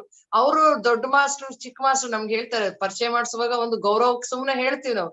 ಎಲ್ಲಾರು ನಾವು ಸೀನಿಯರ್ ಪಿರಮಿಡ್ ಮಾಸ್ಟರ್ ಅಂತ ಹೇಳ್ತೀವಿ. ಆದ್ರೆ ಇಲ್ಲಿ ಯಾರು ಸೀನಿಯರ್ ಇಲ್ಲ, ಯಾರು ಜೂನಿಯರ್ ಇಲ್ಲ, ಎಲ್ಲಾರು ಒಂದೇನೆ. ಇವತ್ತು ಬಂದಿರೋರು ಒಂದೇ, 10 ವರ್ಷ ಹಿಂದೆ ಬಂದಿರೋರು ಒಂದೇ ಅಂತ ನಮ್ಮ ಪತ್ರಿಜಿಯವರು ನಮ್ಗೆಲ್ಲಾ ಹೇಳ್ಕೊಟ್ಟಿದ್ದಾರೆ. ಅದರಿಂದ ನಮ್ಮ ಸಾಧನೆಯ ಹಾದಿಯಲ್ಲಿ ಎಷ್ಟೇ ಕಷ್ಟಗಳು ಬರ್ಲಿ, ಅಡ್ಡಿ ಆತಂಕಗಳು ಬರ್ಲಿ, ಕೆಲವ್ರು ಮನೆಗಳಲ್ಲಿ ಪ್ರತಿರೋಧ ಇರುತ್ತೆ. ನೀ ಧ್ಯಾನ ಮಾತ್ರ ಮಾಡ್ಬೇಡ, ನೀನು ಭಯ ಇರುತ್ತವ್ರಿಗೆ, ಗೊತ್ತಿರಲ್ಲ. ಧ್ಯಾನ ಮಾಡ್ಬಿಟ್ಟು ಇವಳು ಸನ್ಯಾಸಿ ಆಗ್ಬಿಟ್ರೆ ಏನ್ ಮಾಡ್ಲಿ, ಮನೆ ಬಿಟ್ಟು ಆಶ್ರಮಕ್ಕೆ ಹೋಗಿ ಸೇರ್ಕೊಂಡ್ರೆ ಏನ್ ಮಾಡ್ಬಿಡ್ಲಿ, ನನ್ನ ಗಂಡ ಮನೆ ಬಿಟ್ಟು ಹೋಗ್ಬಿಟ್ರೆ ಏನ್ ಮಾಡ್ಲಿ, ಈ ರೀತಿ ಭಯಗಳಿದ್ದಾಗ ಸ್ವಲ್ಪ ಪ್ರತಿರೋಧ ಒಡ್ತಾರ. ಆದ್ರೆ ನಾವ್ ಅದನ್ನೆಲ್ಲ ಮೀರಿ ಏನೇ ಕಷ್ಟ ಬಂದ್ರು ಮಾಡ್ತಾ ಹೋದಾಗ ನಮ್ಮ ಧ್ಯಾನದ ಶಕ್ತಿಯಿಂದ ಒಂದು ಪ್ರಭಾವಳಿ ಒಂದು ಹುಟ್ಟುತ್ತೆ. ಆ ಪ್ರಭಾವಳಿ ಎಲ್ಲಾ ಕಡೆ ವ್ಯಾಪಿಸಿ ಆ ಪ್ರಭಾವಲಯದಿಂದ ನಮ್ಮ ಸುತ್ತ ಇರೋರು ಕೂಡ ಬದಲಾಗ್ತಾರೆ ಸ್ನೇಹಿತರೆ. ಹೇಗೆ ಜೊನಾಥನ್ ತನ್ನ ಸಾಧನೆಯನ್ನ ಬಿಡದೆ ಪ್ರತಿ ಸರಿ ತಾನು ಸೋತ್ರೂ ಕೂಡ, ಅವಮಾನ ಪಟ್ರು ಕೂಡ, ಹೊಟ್ಟೆಗೂ ತಿನ್ನದೆ ನಿದ್ದೆ ಮಾಡದೆ ಸಾಧನೆ ಮಾಡಿದ್ದಕ್ಕೆ ಎಲ್ಲಾ ಪಕ್ಷಿಗಳು ಅದನ್ನ ಶಿಖರಪ್ರಾಯವಾಗಿ ಮೇಲೆ ಮುಕ್ಕುಟ ಇಟ್ಕೊಂಡು ಅದನ್ನ ಗೌರವಿಸ್ತಾ ಇತ್ತು ಅಂತ ನಾವಿಲ್ಲಿ ನೋಡ್ತೀವಿ. ಆ ರೀತಿ ಯಾವುದೇ ಆಗ್ಲಿ ಸಾಧನೆಗಳು ಸುಲಭ ಅಲ್ಲ. ನಾವ್ ಅಂದ್ಕೊಂಡ್ಬಿಡ್ತೀವಿ ಏನೋ ನನಗ್ ಮಾತ್ರ ಕಷ್ಟ ಅಂತ. ಯಾವ ಸಾಧಕರನ್ನ ಕೇಳಿ ಅವರಲ್ಲಿ ಸತತವಾದ ಒಂದು ಪರಿಶ್ರಮ, ತಾಳ್ಮೆ ಇದ್ದಾಗ ಅಷ್ಟೇ ಅವ್ರ ಗುರಿ ಮುಟ್ಟಕ್ ಸಾಧ್ಯ ಆಗೋದು. ಆದ್ರಿಂದ ನಾವು ಸ್ನೇಹಿತರೆ ಇಲ್ಲಿ ಏನ್ ಮಾಡ್ಬೇಕು, ಬಹಳಷ್ಟು ಕಲಿಯೋದಿದೆ ಈ ಪುಸ್ತಕದಲ್ಲಿ. ನೀವೆಲ್ಲರೂ ಕನ್ನಡದಲ್ಲಿ ಬರುತ್ತೆ, ತೆಲುಗುನು ಗೊತ್ತಿರೋರು ತೆಲುಗು ಪುಸ್ತಕನ ಓದಿ, ಸಾಧ್ಯವಾದರೆ ಕನ್ನಡದಲ್ಲಿ ಬಂದಾಗ ಖಂಡಿತ ಇದನ್ನ ತಗೊಂಡು ಓದಿ ಅಂತ ಹೇಳ್ತೀನಿ. ಈ ಪುಸ್ತಕ ನಮಗೆ ಕೊಡುವಂತ ಸಂದೇಶ ಇದೆ, ನಿತ್ಯ ಸಂದೇಶ ಅಂತ ಹೇಳು, ನಿತ್ಯ ನೂತನ ಸಂದೇಶ. ಇದು ಯಾವತ್ತಿಗೂ ಬೇಕು ನಮ್ಗೆ ಈ ಆಧ್ಯಾತ್ಮದ ಸಾಧನೆಯಲ್ಲಿ. ಆಧ್ಯಾತ್ಮದ ಹಾದಿ ಅಂತ ಹೇಳಿದ್ರೆ ಇದು ಹೂವಿನ ಹಾಸಿಗೆ ಅಲ್ಲ, ಇದು ಕಲ್ಲು ಮುಳ್ಳಿನ ಹಾದಿನೇ. ಆದ್ರೆ ಈ ಕಲ್ಲು ಮುಳ್ಳಿನ ಹಾದಿಯನ್ನ ದಾಟಿದ ಮೇಲೆ ಹೂವಿನ ಹಾಸಿಗೆ. ಮೊದಲು ಕಲ್ಲು ಮುಳ್ಳೆ, ಇದು ಎಲ್ಲಾ ಕಷ್ಟನೇ. ಯಾರಿಗಾದ್ರೂ ಹೊಸದಲ್ಲಿ ಧ್ಯಾನ ಹೇಳ್ಕೊಟ್ಟಾಗ ಮನೆಯಲ್ಲಿ ಪ್ರತಿರೋಧ, ಅಥವಾ ಅವ್ರಿಗೆ ಆ ದೇಹದಲ್ಲಿ ಪ್ರತಿರೋಧ ಯಾವ್ದು ಇಲ್ಲ ಅಂದ್ರೆ ಅವ್ರ ಬಾಡಿ ಸಪೋರ್ಟ್ ಮಾಡ್ತಾ ಇರಲ್ಲ, ಇನ್ನು ಆಸನ ಸಿದ್ಧಿ ಆಗೋಲ್ಲ, ಧ್ಯಾನ ಸಿದ್ಧಿಸಿರೋಲ್ಲ, ಧ್ಯಾನ ಕುದುರ್ತಾಲೆ ಅಂತ ಹೇಳ್ತೀವಿ, ಕುದುರ್ತಿಲ್ಲ ಅಂತ ಸಿದ್ಧಿಸ್ತಾ ಇರಲ್ಲ. ಅವೆಲ್ಲ ಒಂದು ನಾಡಿ ಮಂಡಲ ಶುದ್ಧಿ ಆಗ್ತಾ ಇರುತ್ತೆ, ಚಕ್ರಗಳು ಶುದ್ಧಿ ಆಗ್ತಾ ಇರುತ್ತೆ, ರಿವೈಂಡ್ ಆಗ್ತಾ ಇರುತ್ತೆ, ಕ್ಲೆನ್ಸ್ ಆಗ್ತಿರುತ್ತೆ. ಇವೆಲ್ಲ ಆಗೋ ಪ್ರೋಸೆಸ್ ಅಲ್ಲಿ ಕಷ್ಟಗಳಿರ್ತವೆ, ನೋವಿರುತ್ತೆ, ಏನೇನೆಲ್ಲ ಆರೋಗ್ಯದಲ್ಲಿ ಪ್ರಾಬ್ಲಮ್ಸ್ ಇತ್ತು ಇದಕ್ಕಿದಂಗೆ ಜಾಸ್ತಿ ಆಗ್ಬಿಡುತ್ತೆ. ಏನೇನೋ ಆಗೋಗುತ್ತೆ ಕೆಲವ್ರಿಗೆ ಎಲ್ಲಾ ವಾಸಿ ಆಗುತ್ತೆ, ಕೆಲವ್ರಿಗೆ ಇದಕ್ಕಿದಂಗೆ ಜಾಸ್ತಿ ಆಗುತ್ತೆ. ಅದ್ರಿಂದ ಒಬ್ರು ಹೀಗಾಯ್ತು ನನಗೆ ಯಾಕಾಗ್ಲಿಲ್ಲ ಅಂತ ಕಂಪ್ಯಾರಿಸನ್ ಇಲ್ದೆ ನಾವ್ ಯಾರಿಗ್ ಕಂಪೇರ್ ಮಾಡ್ಕೋಬೇಕು, ಒಬ್ರಿಗೆ ಮಾತ್ರ ನಾವ್ ಕಂಪೇರ್ ಮಾಡ್ಕೋಬೇಕು. ಯಾರಿಗೆ ಅಂದ್ರೆ ನಮಗೆ ನಾವು ಕಂಪೇರ್ ಮಾಡ್ಕೋಬೇಕು. ನೆನ್ನೆ ನಾನು ಎಷ್ಟೊತ್ ಧ್ಯಾನ ಮಾಡ್ದೆ, ಇವತ್ ಎಷ್ಟೊತ್ ಮಾಡಿದೀನಿ, ನೆನ್ನೆ ನನ್ಗೆ ಏನ್ ಓದ್ದೆ, ನೆನ್ನೆ ನಾನು ಏನ್ ಪುಸ್ತಕ ನೋಡ್ದೆ, ಏನ್ ಸ್ವಾಧ್ಯಾಯ ಕೇಳ್ದೆ, ಇವತ್ ಎಷ್ಟೊತ್ ಕೇಳಿದೀನಿ. ನಮ್ಮನ್ನೇ ನಾವು ಬೆಂತಟ್ಕೊಳ್ಳೋಣ, ಎಸ್ ಗುಡ್, ಇಂಪ್ರೂವ್ ಆಗ್ತಾ ಇದೆಯಾ ಅಂತ. ನಮ್ಮನ್ನ ನಾವು ಸೆಲ್ಫ್ ಲವ್ ಅನ್ನೋದು ಇದನ್ನೇ. ನಾವು ನಮಗೆ ಒಂದು ಚೇತನವನ್ನು ಕೊಟ್ಟಾಗ, ಎಂಕರೇಜ್ ಮಾಡಿದಾಗ, ಉತ್ತೇಜನವನ್ನ ನೀಡಿದಾಗ ನಮ್ಮಲ್ಲಿ ಇನ್ನೂ ಹೆಚ್ಚಿನ ಸಾಧನೆಯನ್ನ ಮಾಡಬಹುದು ಅನ್ನೋದು ಅದ್ಭುತವಾದಂತ ಸಂದೇಶವನ್ನ ನಮ್ಗೆ ಇಲ್ಲಿ ರಿಚರ್ಡ್ ಬಾಕ್ರ್ ಅವರು ಕೊಡ್ತಾ ಇದ್ದಾರೆ ಅಂತ ಹೇಳ್ತಾ ಈ ದಿನದ ಸ್ವಾಧ್ಯಾಯನವನ್ನ ಇಲ್ಲಿಗೆ ನಾನು ಮುಗಿಸ್ತಾ ಇದ್ದೀನಿ ಸ್ನೇಹಿತರೆ. Thank you.